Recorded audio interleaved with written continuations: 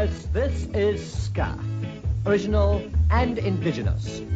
The music of guitar, saxophone, trumpet, bass, and drums. One step beyond!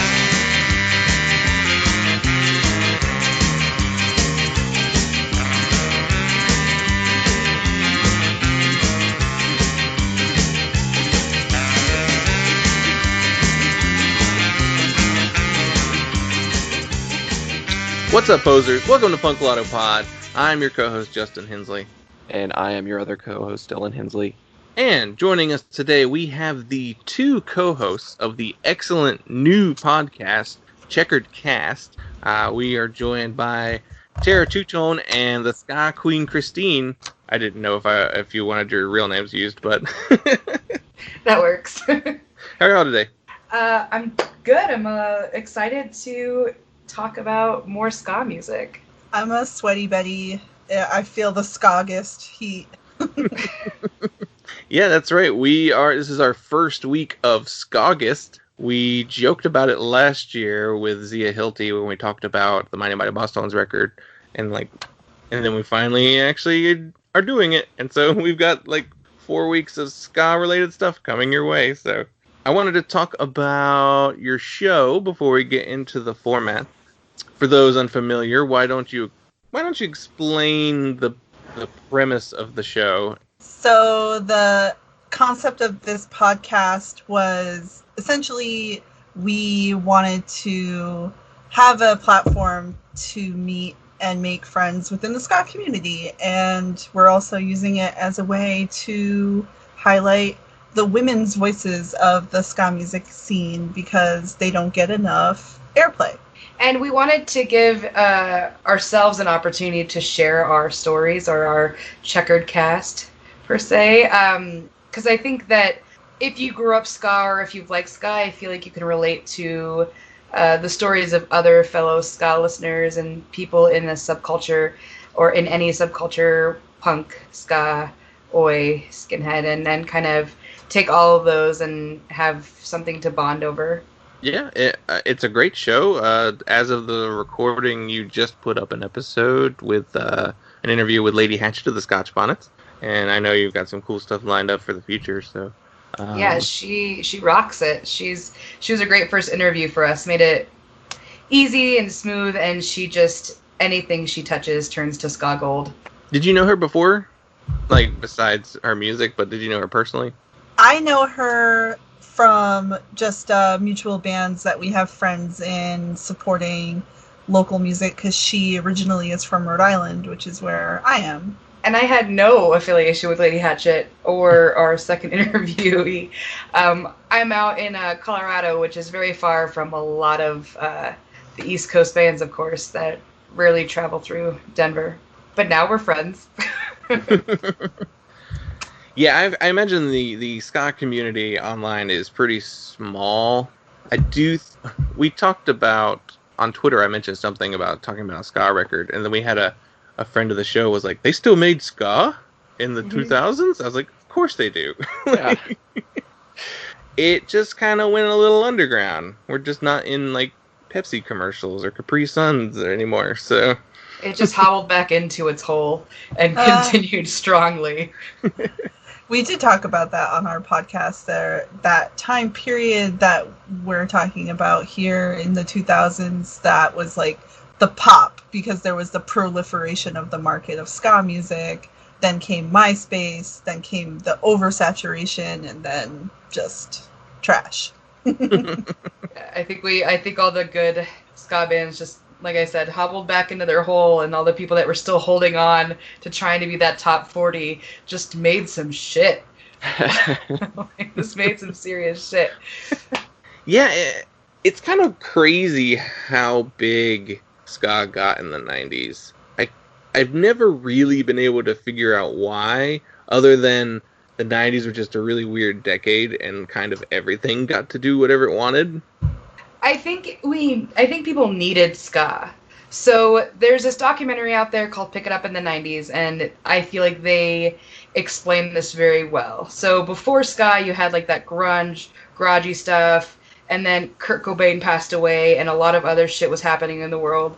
And I think we needed a change. We needed a shift.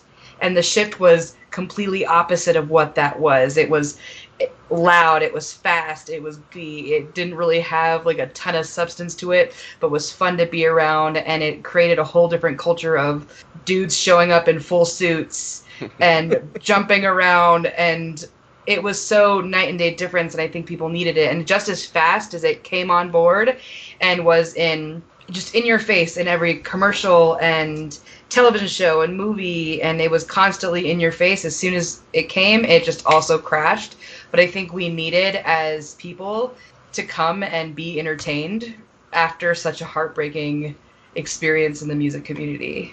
Yeah, I think that kind of the consumerism and the approachableness of some of that mainstream ska with the dancey bass lines and the lacking of substance lyrical content that was really popular, I think drove a lot of people away from that whole genre.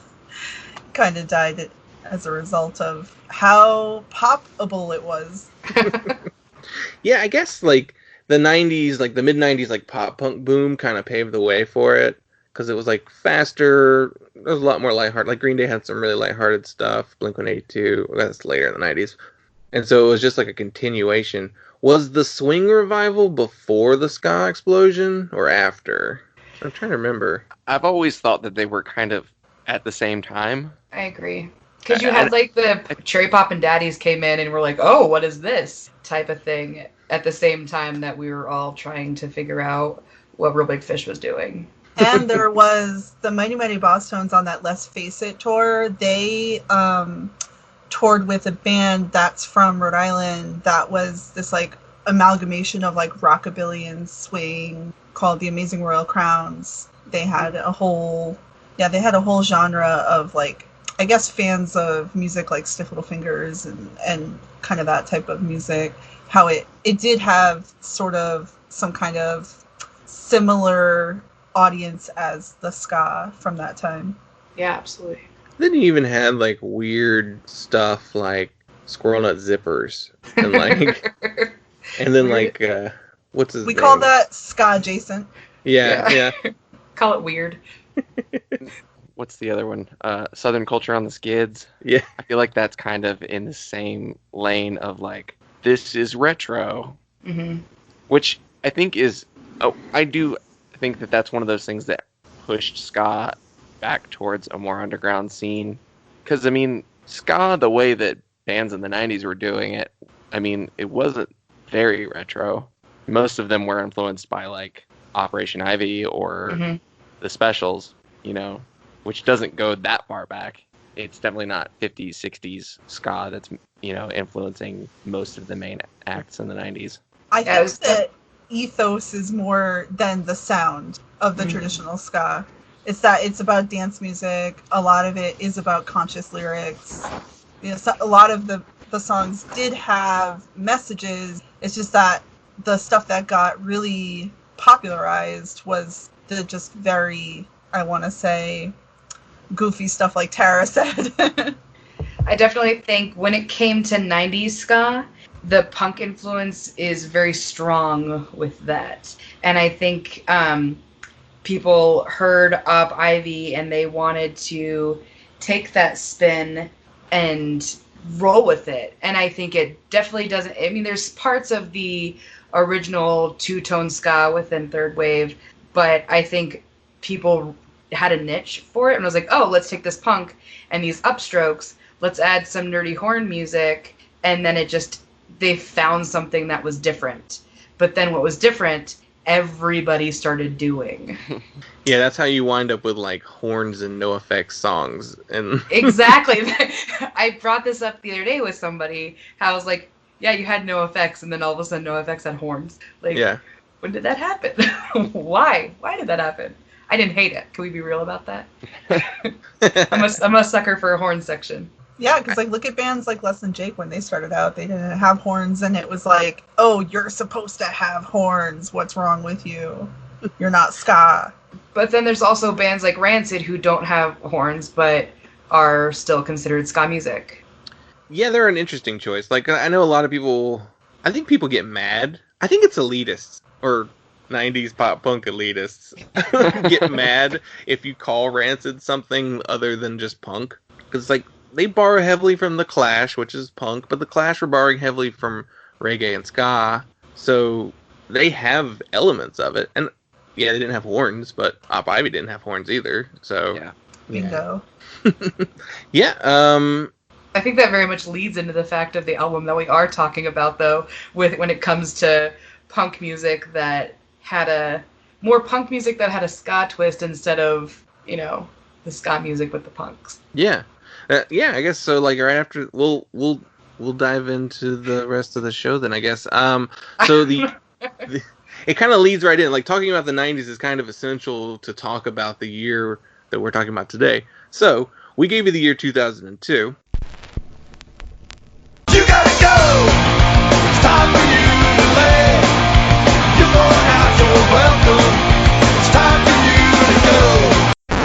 Did you know that the KKK adopted a highway just a few miles away from my mom's house?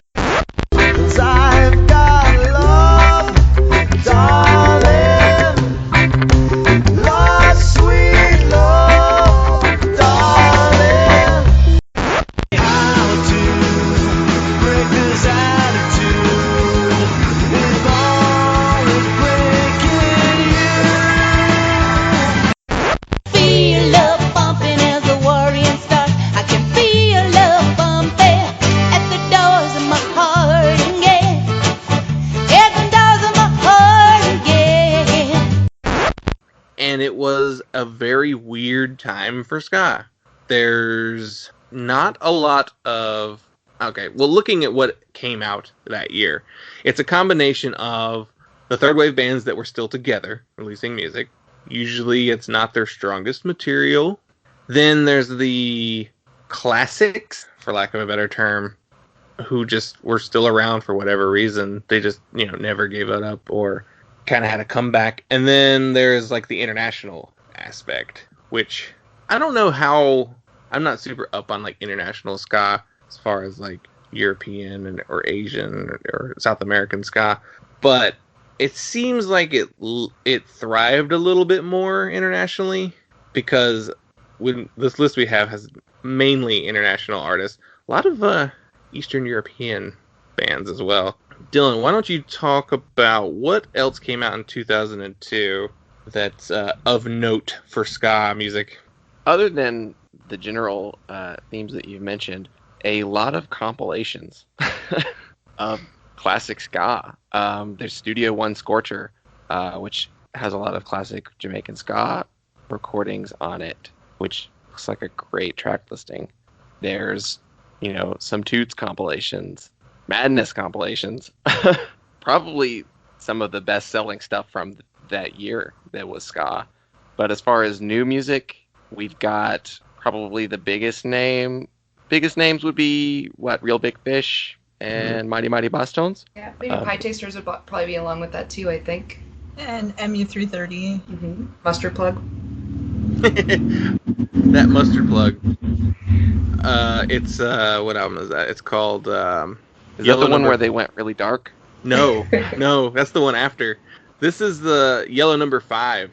I almost picked this one. I just ordered this album on Amazon. just so I could have it on vinyl. I remember this when it came out. I was into Mustard Plug actively when they released. This is one of the worst looking album covers I've ever seen. And they are known for not having like good album covers. This one is just like a flash animation. Like they did a screen grab of. I do want to mention that this album in particular was the one that like broke the band when it came out. They broke up and they went on hiatus, and then they came back after that. Yeah. It looks like a Bitmoji. Yeah, you're right. Though this was the last one, and then they came back in 2007 with the gritty reboot. Yeah. I always just thought it was so the little guy's scientist face. I was just like, okay, He does look like he's just irritated. Let's play ska music. Sorry, Christine, go ahead. No, I just wanted to mention that, like, Tara mentioned the Pietasters record that came out. That Turbo was my second.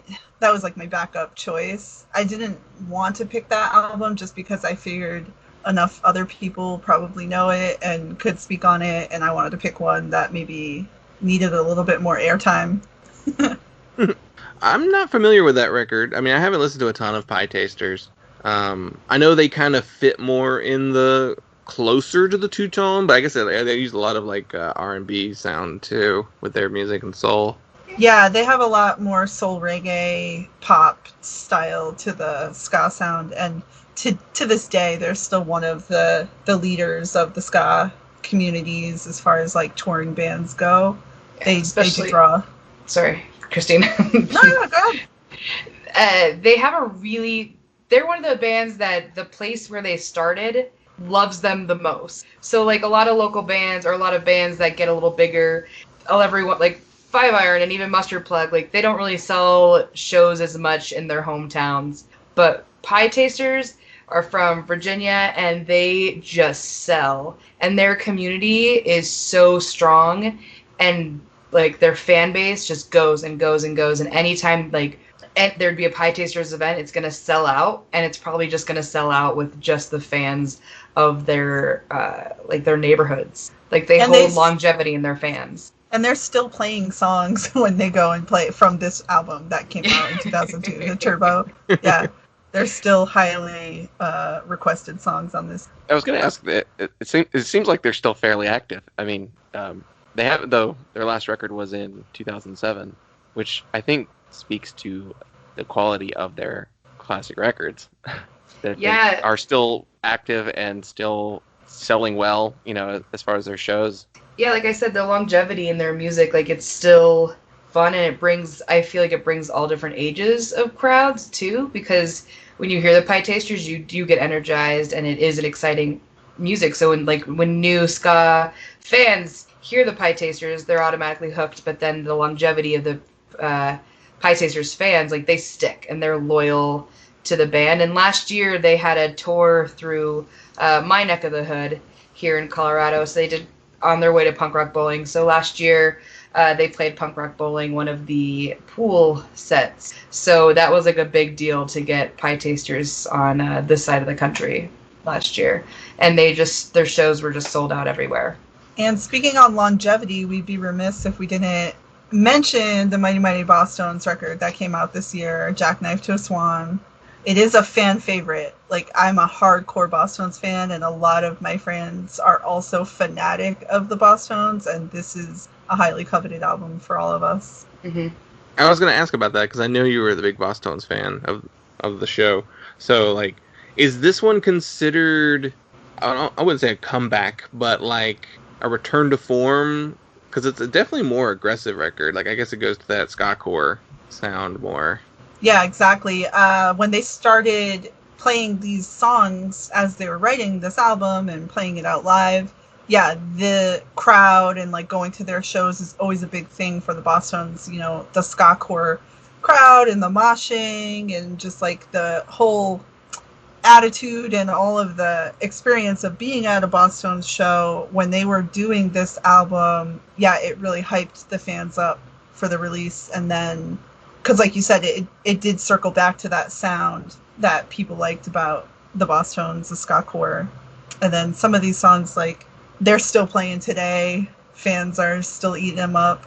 And this was one of the ones that this was like when I first started collecting vinyl, and I was like, I need that on vinyl, and I'm so glad I got it, because now it's not as easy to get for the original pressing. Speaking of ska vinyl, that's a pretty collectible market, isn't it? Yeah, I just saw a Bosstones record. They have this like highly coveted record in the fan community called Last Dead Mouse, and it's a picture disc, and one of them just went up on eBay for $110. Nice. I before I moved out to Arizona, I was trying to reduce the amount of stuff that I was taking with me, so I went through my records and was trying to cut stuff. I didn't get rid of nearly enough. But one of the things that I sacrificed was a copy of the 4th Agrolites record that I got clearance at Hot Topic, and I looked it up, and it was selling for like $75. Yeah, I would have taken that off your hands. That's crazy. That makes sense for their crowd and their fans, because a lot of their fans are that bridge of the gap between like the skinhead reggae and the ska community, and like the skinhead reggae community is very invested in record culture and sound system culture and selling and trading and having rarities, just because it does go akin to that Jamaican old school way of, you know, having the secret records that nobody knows what's on the label, you know. I did want to mention, you did mention the MU330 record. That one is Ultra Panic. Is that the last MU330? Yeah. Still a good record. Solid record. I love MU330. They're one of my favorites from the 90s ska boom. I think Crab Rangoon is like one of the most perfect ska records ever. Third wave ska records ever. But this one's got like KKK Hiway and Raw Fish, like a lot of songs that Dan Pothead still sings live today. So it's a really good record. He's definitely taken MU330 and ran on the acoustic Chris Murray train type thing, and he's just so sick. Like, I love Dan P. He's one of my favorite people, and so he's like the Mr. Rogers of the ska community. We all love him. Yeah, it's great because if you go to ska shows, especially still third wave punk bands, punk ska bands, you're gonna see Big D open for them constantly, especially Streetlight. And a few years ago, Dan P did like a backyard tour and ended up just playing in people's backyards. Just him and his acoustic guitar. People like threw him some cash and some backyard tacos or grill items, and he would just sit and play. And he played in Denver at my friend's backyard, and it was perfect. And I think there's like 3 of us that were like, yeah, Raw Fish, like KKK Hiway, like we're all singing together, and it was just he just entertains. He's on the East Coast, entertaining. He did a living room tour on the East Coast and just crashed people's living rooms and actually slept there too. Yeah, I saw him. I went and saw Streetlight Manifesto one time, and when I got there, I didn't recognize the opening band's name, and then when they came out, Dan walked out, and it was the Stitch Up, which was like the post MU330 band, and I don't think at the time either I just didn't remember that was the name of his band, or I would it just didn't. It's kind of like a almost generic name, so like I think that's what it was. Like, oh shit, that's Dan P. Like, I'm in for a treat because I was not expecting this. He's such a household name because he tours so much, and he's always opening up. So I have pictures of him when I was like 16, and then as I got older, I was like looking through albums at my parents' house, and I was like, holy crap, I've been seeing Dan P since like 14 and 6, like all through life, and it's been fun because now we he knows my name, so it's like it's a crazy thing, yeah. There's one other third wave record I want to talk about, and it's the Chinkees. They put out Searching for a Brighter Future. I have to mention a Mike Park band anytime there's one. I think Mike Park, for his legendary status in like the ska and punk community, I think sometimes people forget how good of a musician he actually is. I don't know if y'all saw that dumb Brooklyn Vegan article that went around a couple months ago that was like talking about the best ska records, and not a single Mike Park band was on there. Like, none of them. No Skankin' Pickle, nothing. I was just like, what are you doing? So I feel like even though Asian Man Records is a well-known label, we should still talk about Mike Park more in general. Yeah, I do think that people overlook the fact that Mike Park's bands are great, and it's not just that he ran a great label. Like, his bands are incredible. I think that if we don't talk about Real Big Fish in this episode, I wasn't going to bring it up, but it did come up. But Cheer Up by Real Big Fish came out in 2002, the year that we're looking at.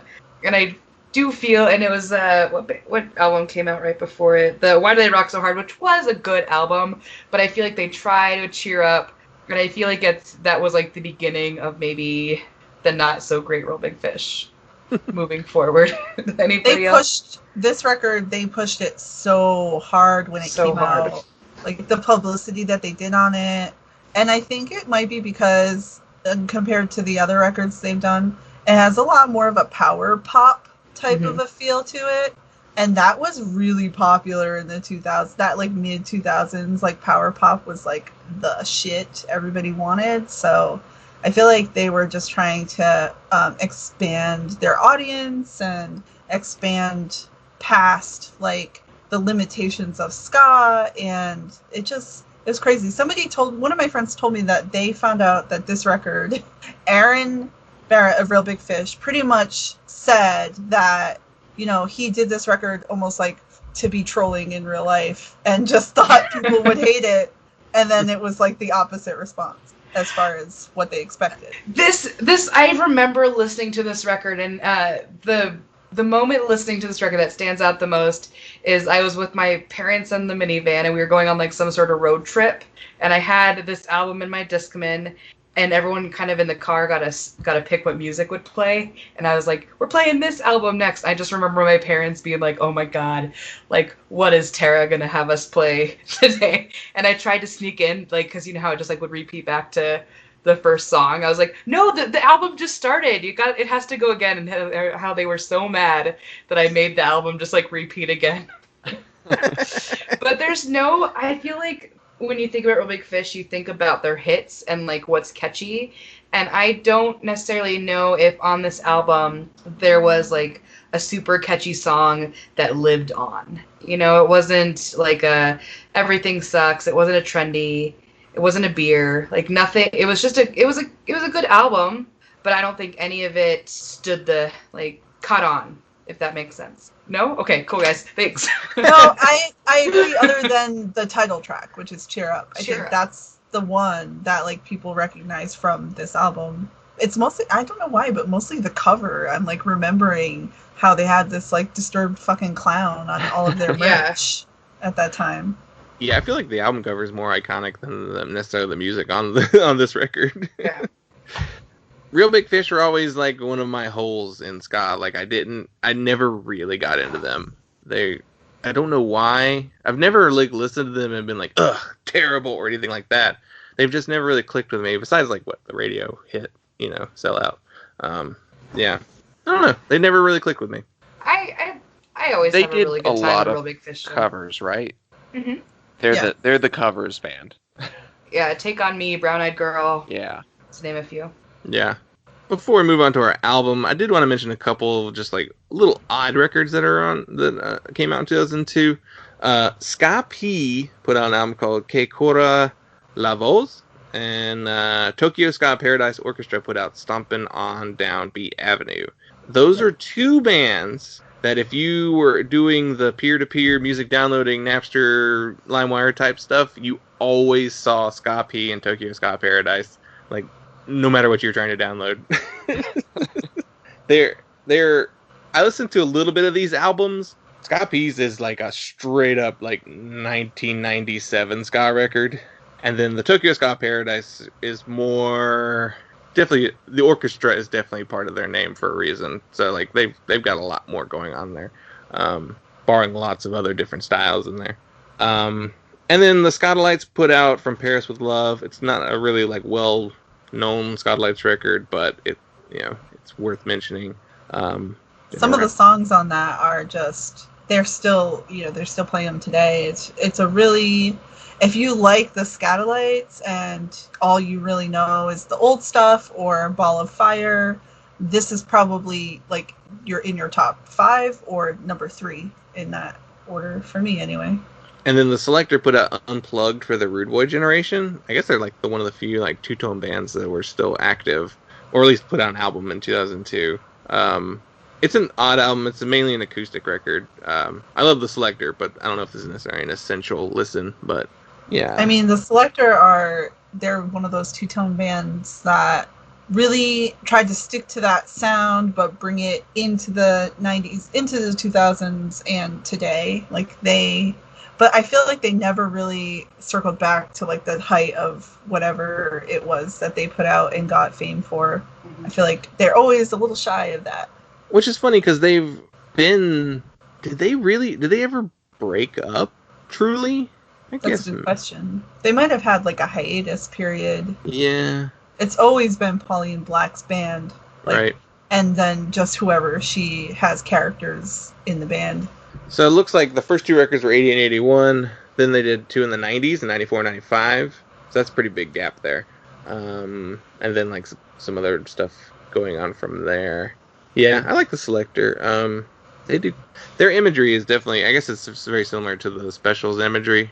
But I don't know, it's hard to not think of like two-tone ska and think of at least their logo.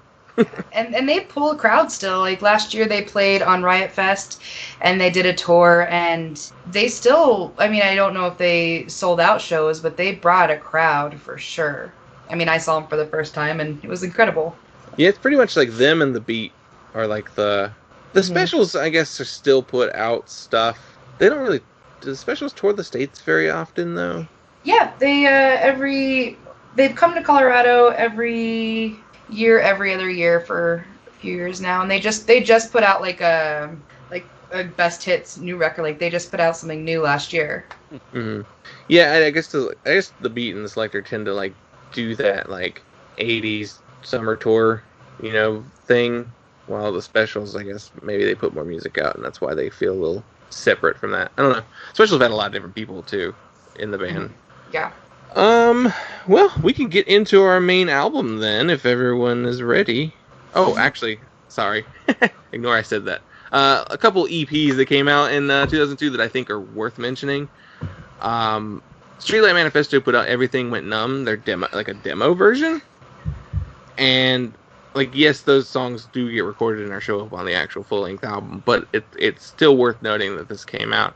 And also, Big D and the Kids Table put out the Gypsy Hill EP. Mm-hmm. And the Arrogant Sons of Bitches did All the Little Ones Are Rotting, which is Jeff Rosenstock, pre-Bomb the Music Industry. Those 3, in my mind, kind of represent the ska push in the 2000s. Like, Big D started in the 90s, but I feel like they wound up becoming like one of the de facto like big names just because like they were there in the 90s and then they didn't stop and then they put out their best music in the 2000s. So like they helped push that. And then you have Streetlight Manifesto coming in off of Catch-22 and Everything Went Numb is one of my favorite albums in the entire world. And Big D is my favorite band. So those 2 things are my favorite things. And then Jeff Rosenstock represents like the brand new thing that was like would be years later. I think it's really important that you mention these EPs because I specifically remember the ska scene during this time period in 2002 and a little before, a little bit after.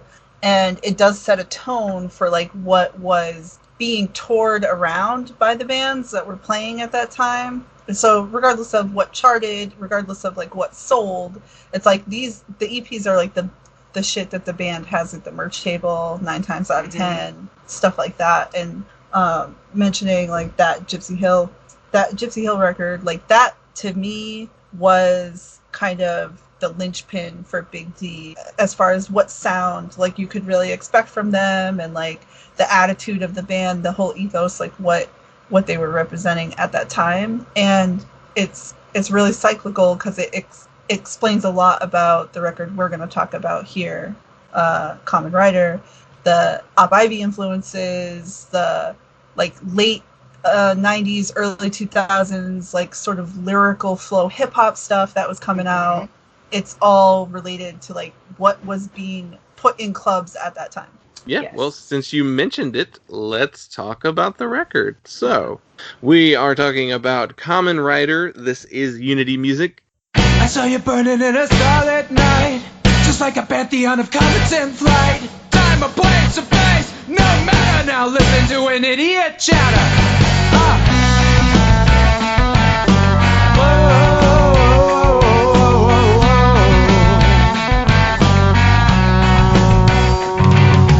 Truth be told, you're a beast half gold. I love you like I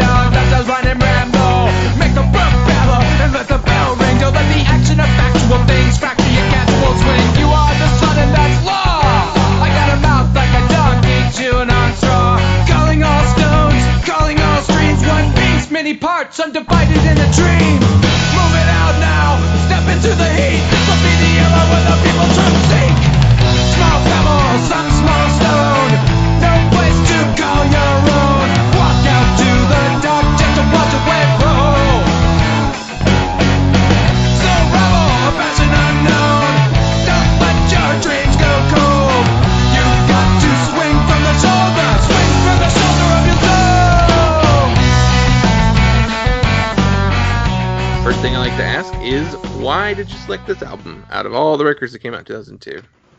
When I was looking through this page, I thought, what would be the not obvious choice of what to talk about? So we just talked about all the records that popped out. Common Rider, especially because I'm more of a... Christina's a very classic ska woman, and I am like hard-rooted in the third wave. And I thought, what a good opportunity to throw her into something that is very different. And I feel like Common Rider started off with this like really punk, this like ska punk feel, and then kind of moved into this is unity music. And I thought it'd be a unique opportunity for us both to do a little research and digging in deeper to it. And there's also the little tiff between third wave and this rare California punk ska that was happening as well.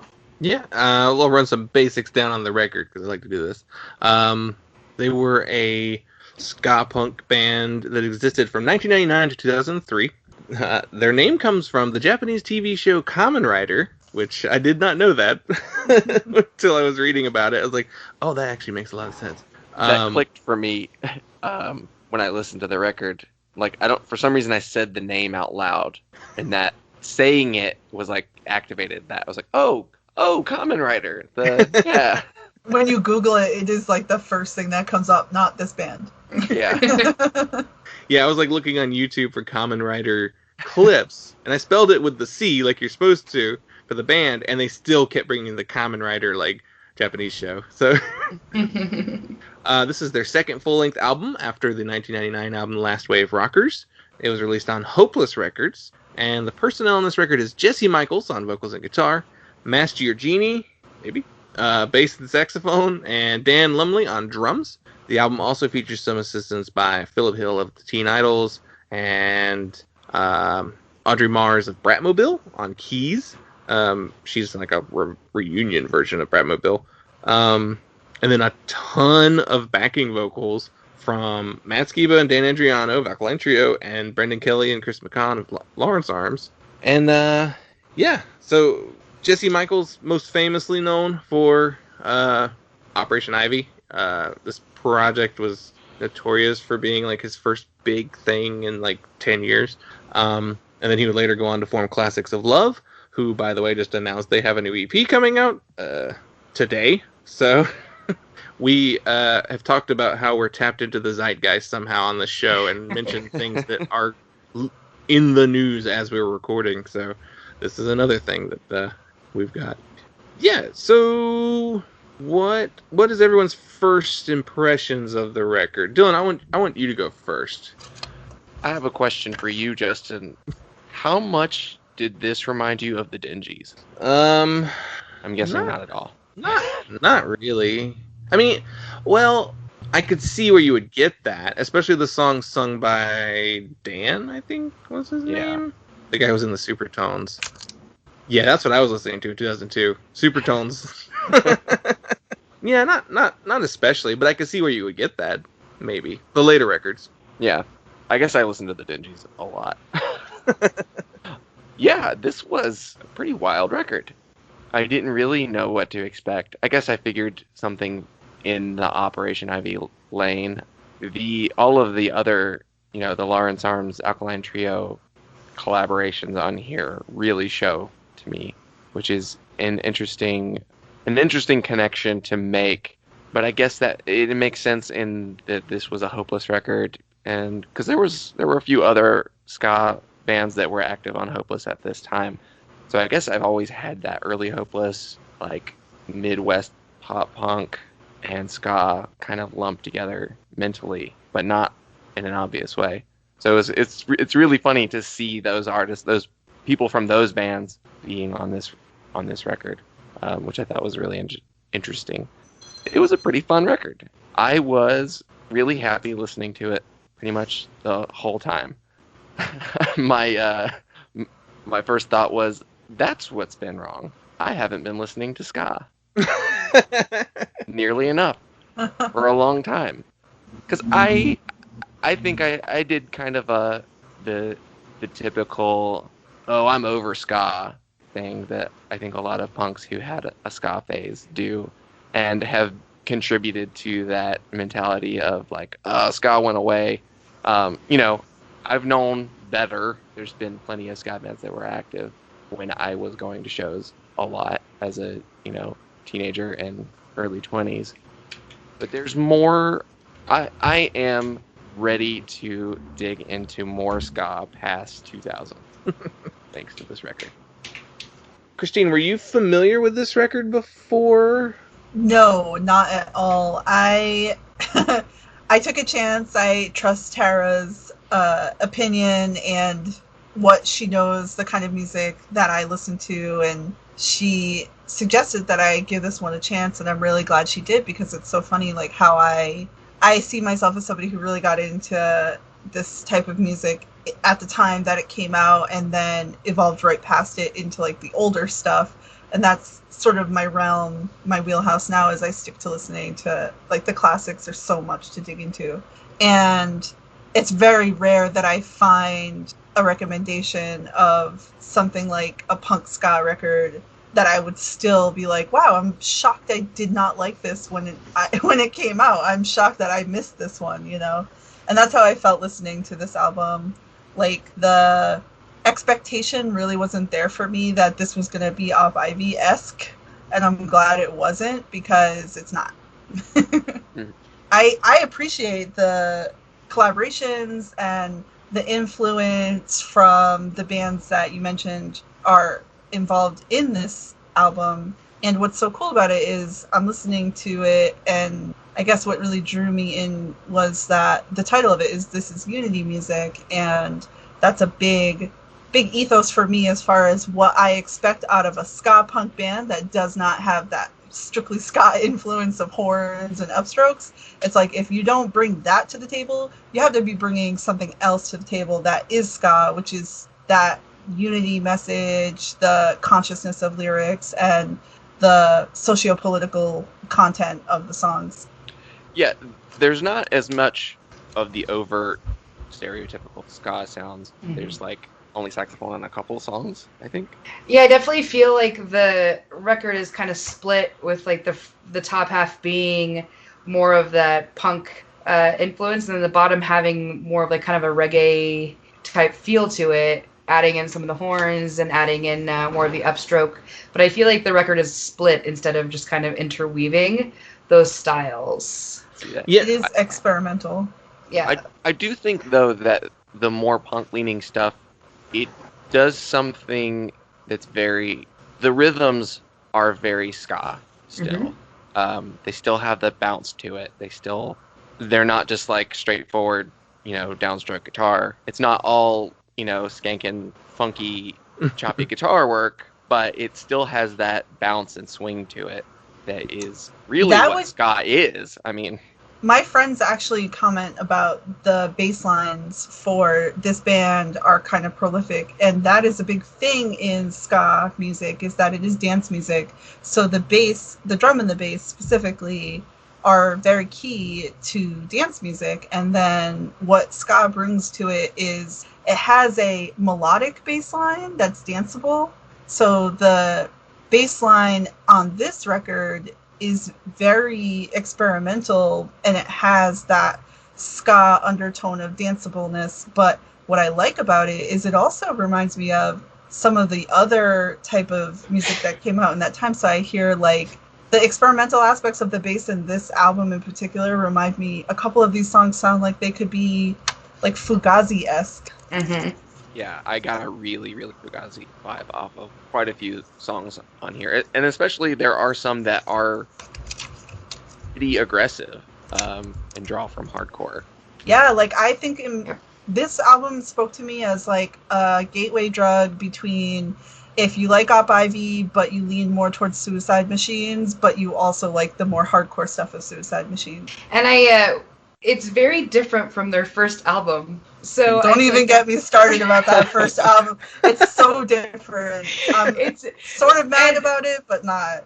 Well, when I picked this record, I haven't really dug into it for a very long time. So when I saw Common Rider, I immediately thought of their first record, and I was like, I got so uplifted. And then I started listening to this record, This Is Unity Music, and I was like, well, this is different.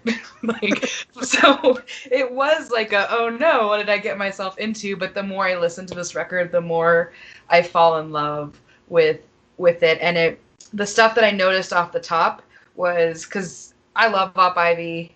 I there's a lot going on with this record, and when this record is very produced. It is a very clean record, and I think what I'm missing from it is that kind of grungy DIY feel. Like, I love the record. I feel like the lyrics are strong, the music is strong, but I'm missing that DIY feel to it that I would get from an Op Ivy record or even their previous record.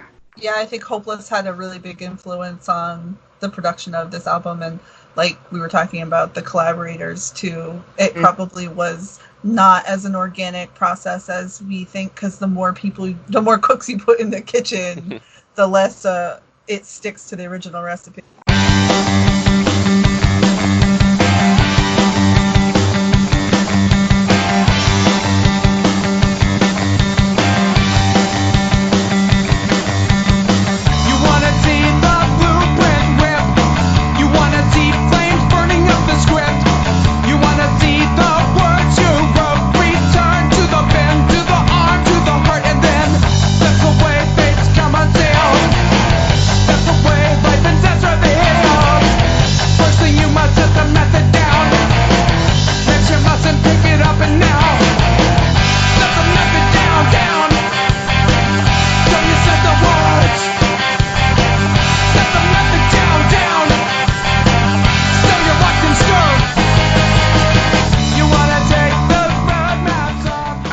I was actually thinking of like what Hopeless was doing around this same time, and the other ska record they put out was Mustard Plugs, Yellow Number 5, and this is this weird little time period for Hopeless where they were transitioning away from the Dillinger 4, Weaker Than, Sam I Am records into the like real glossy, like all-time low Amber Pacific and like Avenged Sevenfold like stuff. So this 2002, they did put out some Avenged Sevenfold in 2003. Yeah. Right after this, so. And I think that other one came out the year before, when they were still like a hardcore band, I guess. I don't know what that early stuff was. There was an Avenged Sevenfold record in 2002. So this record kind of broke up Kamen Rider, honestly. Like, from the interviews that I've watched by Jesse and just the research I've done online after getting into this record and wondering why there was not another one, it was like, I think maybe it had a lot to do with the studio producing aspect of this and it not being as prolific as their first record, which is called Last Wave Rockers, and it has so much more ska influences, and if you listen to this, you're like, oh, this is a sophomore slump album. Like, and then they broke up, unfortunately. to put it bluntly, like, that's how I interpreted it. Well, also, Jesse Michaels isn't known for his bands lasting a really long time either, so. That's the curse of being an artist, right? Is you just got to go where the inspiration flows. Mm-hmm. Yeah, the other members of the band, they did a lot of work with like Screeching Weasel and the Methadones and the Riverdales. So like it's that Lookout connection, which Op Ivy was on Lookout, so that explains that connection there. But like I was looking at it, there like other projects that they were associated with, and it's just like just guest vocals on like all their friends from like their guest vocals on Kepi Ghoulie records, and it's just like all over the place. So it without that's probably Gilman. Like Jesse talks about that a lot. Like all the people that used to hang at Gilman and that Bay Area was just, it wasn't even more about like playing shows. It was more about like the scene and the culture at the time, like who was around more than anything. Yeah, I just got the impression that the only reason why that this is even a ska band is mainly from Jesse Michaels. Mm-hmm. And I know that when I talked to people about Kamen Rider, it was what got brought up the most is, are they ska enough to be called a ska band? I think so. I mean, that first one, yeah. The first record, yeah. This one, I think is heavy in the punk for sure, but I think it's a solid record. Well, like I said, we as a ska community, like we love to claim the Suicide Machines, but so many people would argue that they're not strictly ska, and I think it's the same with a band like this. that have more hardcore influences, a little bit too experimental, and that's not something we're typically used to hearing in ska, unless it's ska core, like the Mighty Mighty Bosstones, or with the other flair of Voodoo Glow Skulls. Yeah. And circling back to how we talked about Rancid earlier, I mean, just because you have an upstroke doesn't make you ska. So it's the same with this record. Is I feel like what I feel the ska influence is the meaning and the unity that they're bringing within their music, the lyrics and what ska represents with the two-tone and bringing humanity together and being angry but being able to vocalize it in a very uplifting way. I think that's what makes this record ska. Yeah, it's definitely more in the Mike Park vein of like, this is what. I mean, what makes it Jesse? Op Ivy was very political too, and talked about unity. Pretty much one of the most famous songs by Op Ivy. So yeah, he brings that element that I think was kind of missing from a lot of the third wave stuff, because a lot of the third wave stuff is just like silly and it doesn't really have any meaning. And then every once in a while you'd have like a really serious song. Like we talked about Five Iron, like they would do songs about like the treatment of natives in the United States history, and then Columbine on 2001. So like, does Real Big Fish sing about anything in like super serious ever, or does the Aquabats certainly don't? MU330 maybe sometimes. Yeah, occasionally. Not. I mean, like Raw Fish is about getting a letter from someone going on like a racist rant about that they eat raw fish in Japan or something. And KKK Hiway, or even the Don't Smoke Tokyo song. So I guess the MP has some stuff. On Checkered Cast, we do have an episode where we talk about that and how that like whole immaturity aspect is associated with ska and the mozzarella sticks meme that everybody knows. But Tara and I really talked about it, and we defended ska punk, the immaturity aspect, with a really good angle that is, it draws the youth. That kind of silliness will always draw youth into a music genre, and that creates longevity within the scene, and they will eventually evolve and mature into some of the more socio-political songs and content of other bands, and some of these bands are blessed to have a lot of both, where they had that immaturity aspect and then they evolved into more serious content in their music. Yeah, I mean, speaking of Five Iron Frenzy, I mean, that is a band that I have always credited with teaching me at a very young age that music can be politically conscious, socially conscious. That's a band that hugely influenced me to be consciously anti-racist, to acknowledge, the dark history of the United States, but they also sing about losing their blue comb. The pants rock opera. Yeah, right. They drew me in, as a kid with a lot of really goofy, silly stuff that was really funny, but then they taught me something too. So I think Bosstones, it's really great. Yeah, go ahead. Sorry, Bosstones too. They have that like whole "Hope I Never Lose My Wallet" type of song, and then they have Police Beat, or Legal Left, talking about just cops racially profiling people in Boston, stuff like that too. So it's like there's something for everybody. You just got to dig in and find that content that you're looking for at that time. And we're very at the age where we got into Boston and Five Iron. We were a younger age, and I think we needed that. We needed that education. We needed to be worldly, and maybe in our bubbles of where we grew up, we didn't have that. When we heard, Five Iron or Bosstones or this or that, we needed that education as well as that goofy, pocket squares of Five Iron and Blue Comb and all this jazz. We needed to understand. And me coming from Colorado, where Columbine happened, I remember that day very vividly. So when New Hope came out with Five Iron came out with New Hope, it related to me in that moment because I was involved in that community. My friends were in that choir room because I was involved in that community. So it hit me, and it gave me the outlet to understand as well. Like me not being able to process, and hearing a band and the kind of music that I related to the most educated me and helped me process the emotions that I was feeling.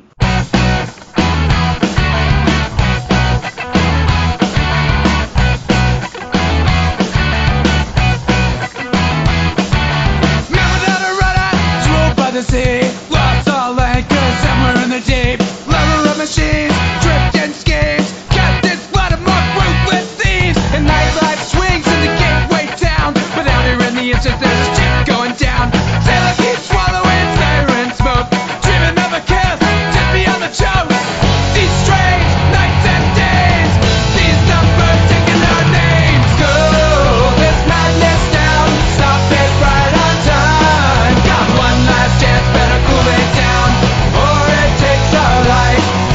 Remember the buried circles in the woods. Circling back to this record, no, it's totally relevant because one of the songs that really, I think, really struck me on this record was Firewall, and the lyric of that is "Tell me what will become of the youth of today," and that it's just like that content of the songs. So there's like 12 songs on this record. 6 of them really struck me as like really socio-political in the content of the lyrics and had that like groovy bass line thing that I really like about the ska punk stuff. But yeah, just thinking about how Jesse is so well known for being a lyricist, and that is, I think, if you really like the content of the songs that Op Ivy did, because you want something that has like that kind of good lyrical content, that will appeal to you in this record for sure, is those songs. That and like Small Pebble, Midnight Passenger also has a really good lyrical content. I'm going to assume that song's about depression just based off of the title, but like just to it really struck me as something that stood out, is that he's being really emotive about hard stuff through these lyrics. I especially connected with Long Shot, the last track on the album. Like the line, "It's a long shot, but underdogs won't drown." I was like, shit, that's a good line to end your record on. Does anyone have any favorite songs on the record? I really liked Midnight Passenger, which you mentioned, and Long Shot was great as well. I think Small Pebble stands out a lot. That one, it's so catchy. And then 1 Ton is the one that has like the crazy bass line thing. I had to send it to a couple of my friends that I know are into like Fugazi, stuff like that. I was like, you gotta listen to this, especially my bassist friends, and they were like, whoa, yeah, I like that. And Long After the Lights Go Out is another song on here that's like really a deep connecting song for me. That's it. You guys said all the things I like, because I'm going to Yeah. just let it roll. I really like Set the Method Down. I really like Cool This Madness Down. Like there's I noticed the ones I liked the most were the ones with just like the biggest chorus. Like the ones that just like hooked you, which was unexpected to me. My initial first listen, what I like to do is when I usually listen to the albums at least 3 times before we do the shows. So I always do one listen through, no notes, no nothing, just listen to the whole thing, absorb it all. It didn't really hook me. It wasn't what I expected. It wasn't as ska as I expected. And then I forgot the Op Ivy connection. They're always the band that's like, people always claim them as a ska band, but they're not like most other ska bands from that time period. And this is closer to that, but even then it's still like another step away. So I didn't know what to expect. And so I wasn't into it until the second time I came through, and I was like, these choruses are really strong. And so like the second time through, I was like, okay, I get it. And it wasn't like, it took me 3 times for me to be like fully on board with the record. I don't know why it took me so long. Maybe it's because it's so different from other ska records, but I kind of feel like this record in sound reminded me a lot of the later period Aquabats in terms of being not so forwardly ska, but still having that background. I really enjoyed it the first listen. I mean, I was definitely singing along with choruses on the second time through for a lot of these songs. Really, really catchy. Yeah.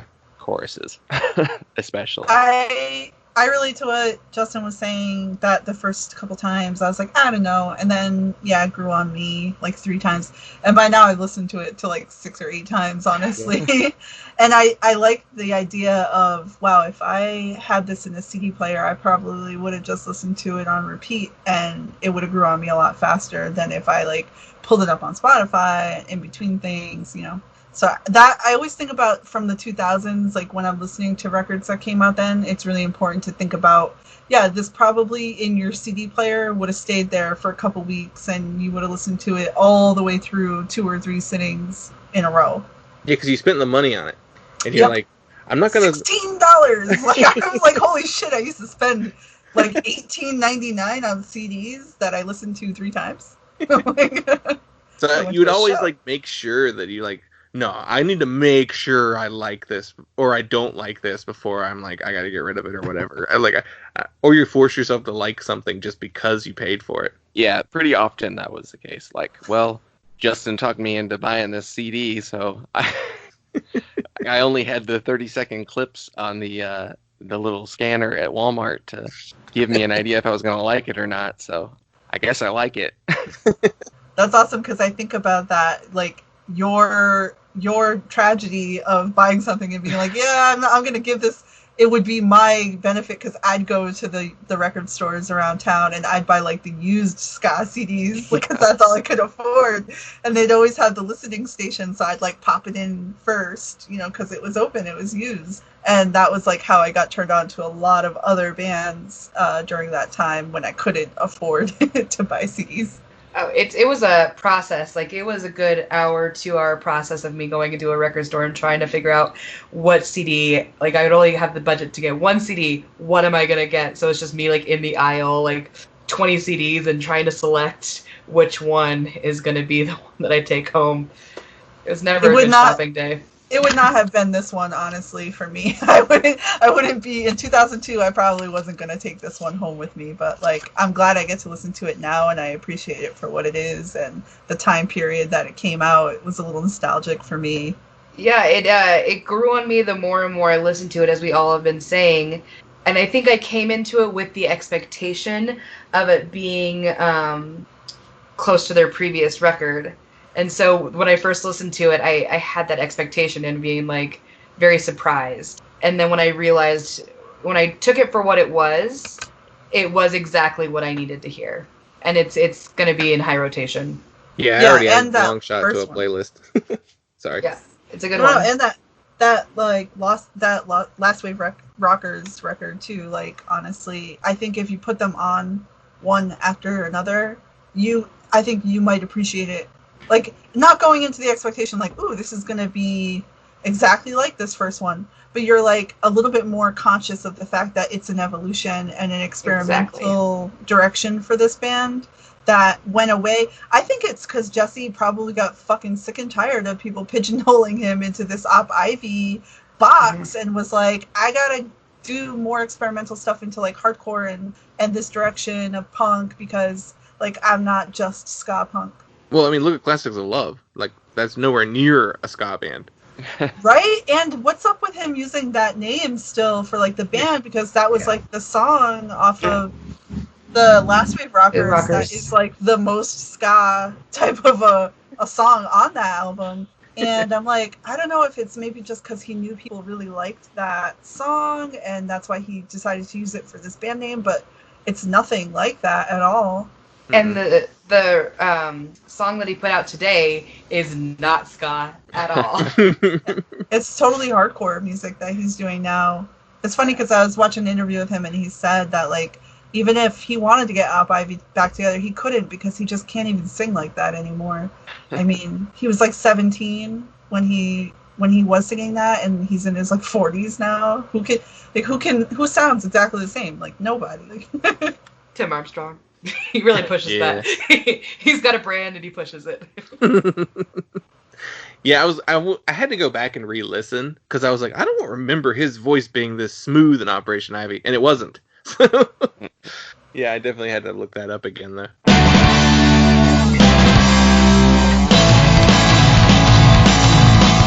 I stepped out on a celluloid night, that flickered on a black and white reel, looking for something that I could not explain, I could only feel. These were the songs I felt by the shades that spoke to me as I left town. Israelites, the harder they come, 54-47. I hear them now in the words of the prophet, never sounded as good as the echo of a hard-won drop.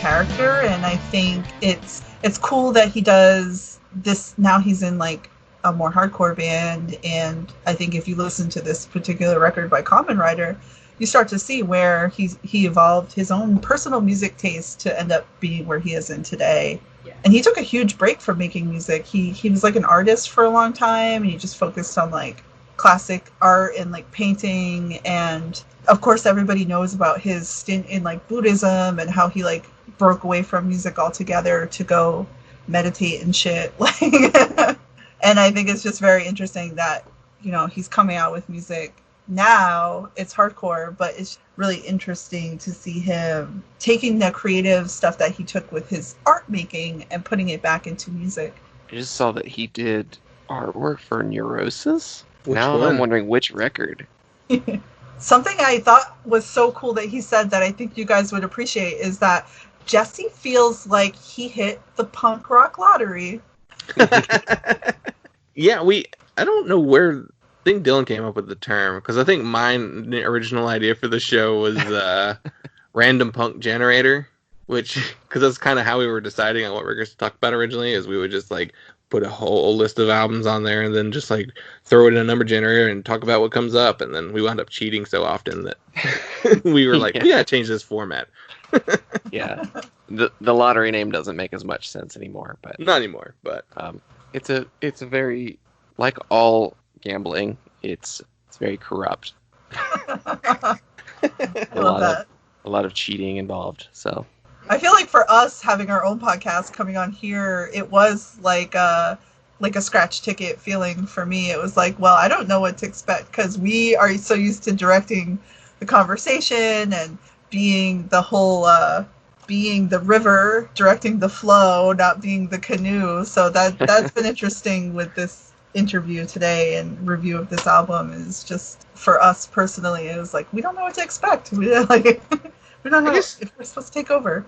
there's still a lottery aspect to it in the sense that whatever our guests pick, we're not guaranteed to have already known it and liked it. Yeah. So I guess it's Dylan and I are the ones really playing the lottery, and then I don't know. We were trying to like force a meaning to the name of the show after we abandoned the general format. So, but it's still really randomly discussed. Yeah. We thought that the Kamen Rider album was the not obvious choice to pick for a SKAUGUST episode, but still could bring in some ska tones. I'm glad you said that because it does remind me too of like for 2002, I wouldn't necessarily want to just talk about a record by a third wave band that like was on their way out.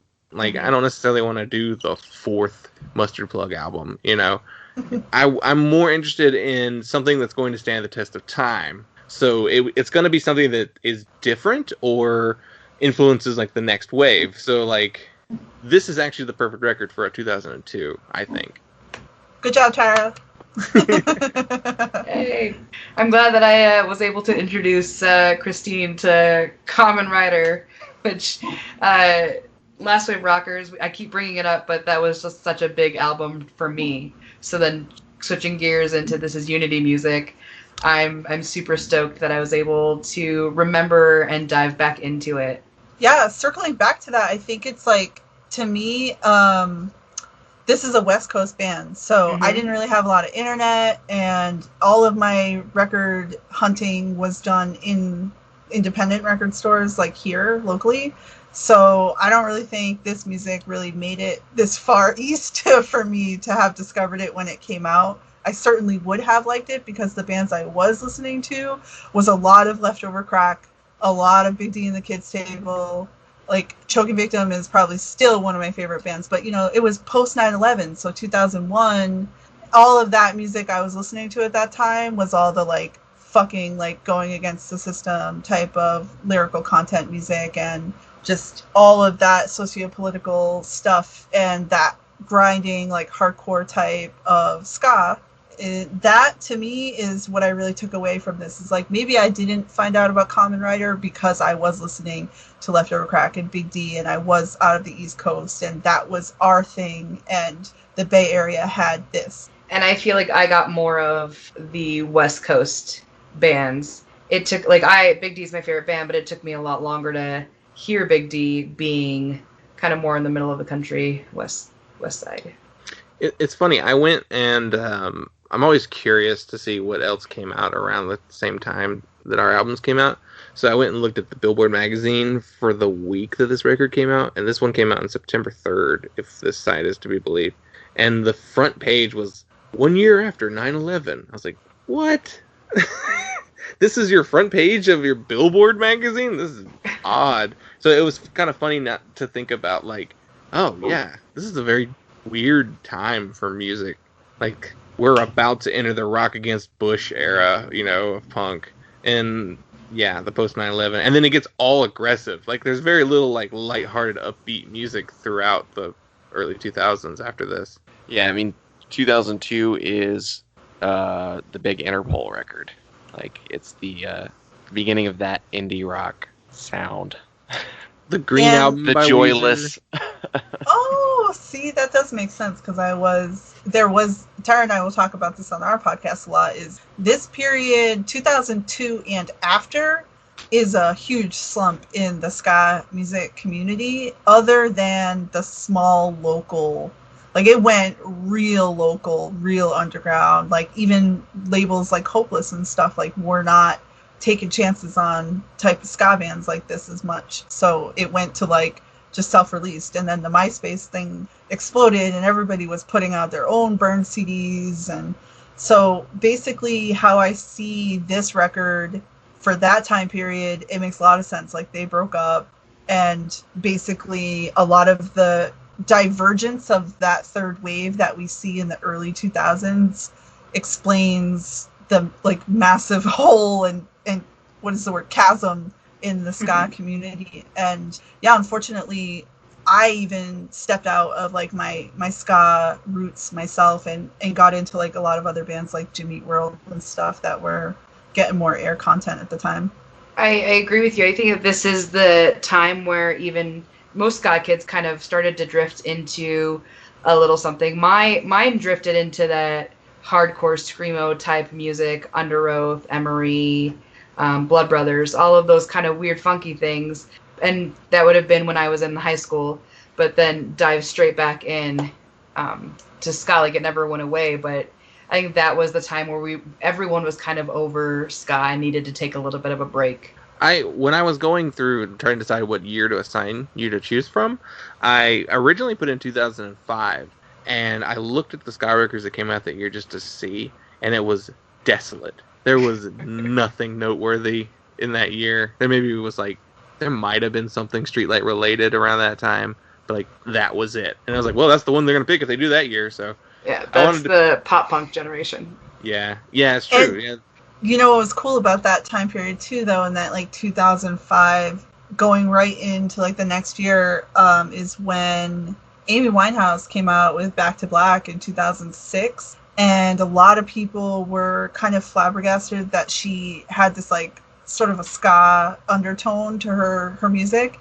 I later found out from liking that, because it was mainstream, and I was like a little bit more into the mainstream in the 2003s, 2004s through 2005. And because of that record that she put out, I actually went and listened to the band that she had hired to do that album. The studio band was actually a band called the Daptones. They're based out of New York. Legendary in the I think it's like neo soul New York. Like it's the current neo soul music out of New York. They're incredible session musicians, and basically like that got me into this whole other type of music that was like ska inspired soul and like American like new wave of this music. And I think it's really cool that that's something that Amy Winehouse brought into it, because she liked the specials. She liked that whole traditional ska, two-tone ska.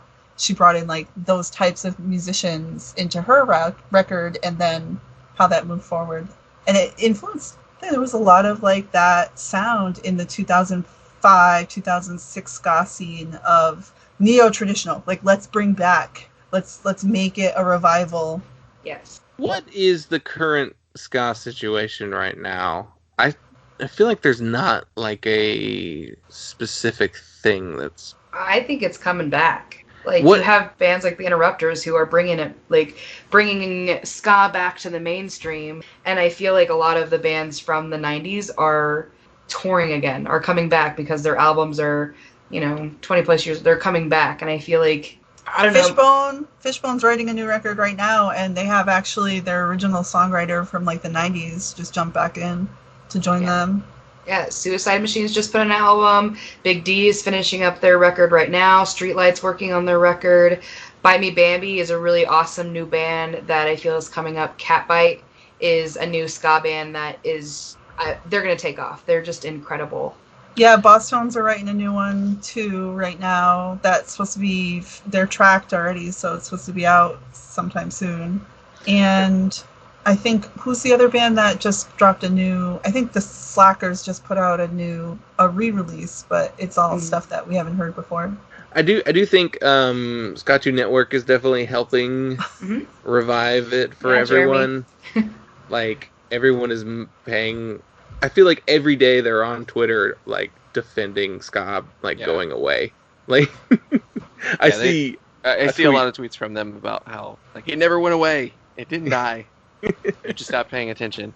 I say that all the time. Never died. True. We just kind of took a little break sometimes. Yeah.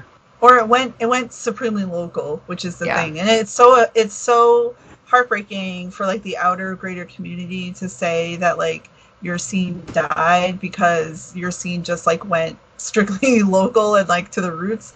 It's so, I guess, egotistical is the word, to be like, well, I didn't know it was happening, so it didn't happen. It's like abrasive. Yeah.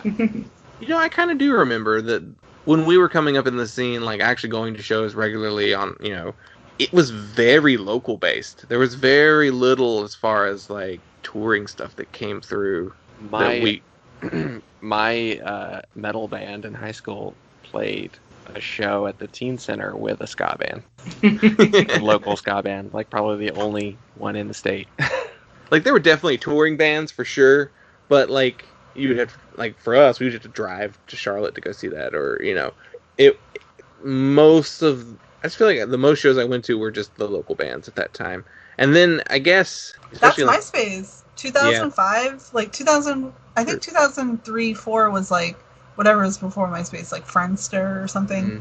And then 2005, 2008, that was like all the MySpace band. That was the thing. Like, go to my page and listen to my music. And every person I knew was in a band in 2004. Mm-hmm. all the labels I cared about and all the bands I cared about were North Carolina bands. Like, yeah, that's so funny how that happened. And then I guess it got wider again, where like in like the 2010s when everybody started doing punk and emo again, it was still like there were these scenes that were known. Like Philly was known for what they were doing. Richmond has its scene. Gainesville has its thing going on. Bay Area. So like there's still like these bigger scenes, but it becomes more widespread. That's funny. I never thought about like MySpace being responsible for local boom in music.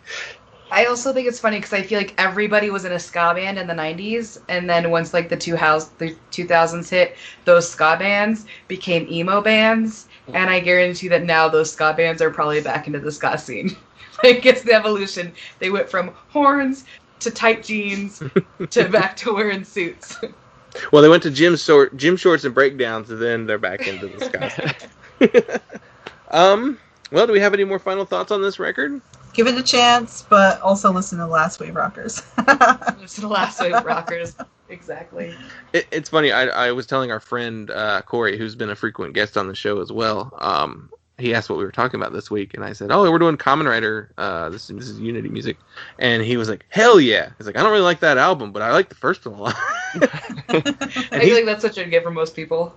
He's not even really a ska guy, but he is a huge Operation Ivy fan, so that makes sense. Well, cool. Yeah, I guess that'll do it then. Dylan, did we win? This is our way to tying it back into the game.